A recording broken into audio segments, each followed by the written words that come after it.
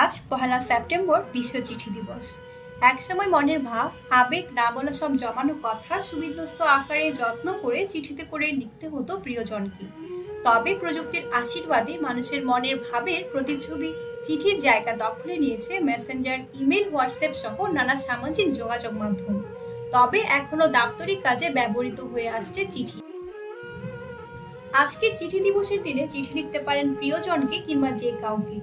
আজ লাল নীল পাতায় বাহারি রঙে মনের না বলা কথা জানিয়ে রঙিন খামে চিঠি লিখতে পারেন, যা শুরুতে স্নেহময় এবং শেষে থাকবে ইতি তোমারই। শুধু প্রেয়সী কিংবা প্রিয়তম একে অপরকে নয়, বাবাকে যে আপনি ভালোবাসেন সে কথা হয়তো কখনো মুখে বলতে পারেনি, চিঠিতে বাবাকে জানাতে পারেন সে কথা। মাকেও চিঠি লিখতে পারেন আজ। পুরনো কোনো এক বন্ধু যে আপনার ছেলেবেলা জুড়ে আছে, এখন হয়তো যার সাথে বেশি যোগাযোগ নেই, তাকেও চিঠি লিখতে পারেন।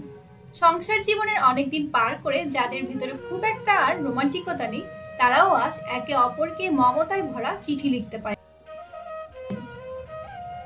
চিঠি শুধু প্রেম নয়, সব ধরনের যোগাযোগেরই মাধ্যম ছিল। কোনো এক বেকারের চাকরির খবর, বিদেশে থাকা ছেলের মায়ের কাছে চিঠি, কিংবা দেশ হতে বিদেশে ছেলের জন্য মায়ের লেখা চিঠি। শুধু দূরে কিংবা অদেখা মানুষকে মানুষ চিঠি লিখত না, যার সঙ্গে প্রায়ই দেখা হয় কিংবা প্রতিদিন দেখা করা প্রেমিক প্রেমিকাও একে অপরকে চিঠি লিখত। তবে বর্তমানে ইমেল আর সামাজিক যোগাযোগ মাধ্যমের খুদে বার্তার ভিড়ে কাগজের চিঠি হারিয়ে গেছে। আবেগ এখন আর শব্দে প্রকাশ হয় না, আবেগ বোঝাতে মেসেঞ্জার বা হোয়াটসঅ্যাপের ইমোজি পাঠানো হয়।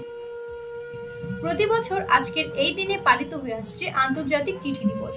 এই দিবসের শুরু হয় 2014 সালে অস্ট্রেলিয়ার নাগরিক রিচার্ড সিমকিনের হাত ধরে।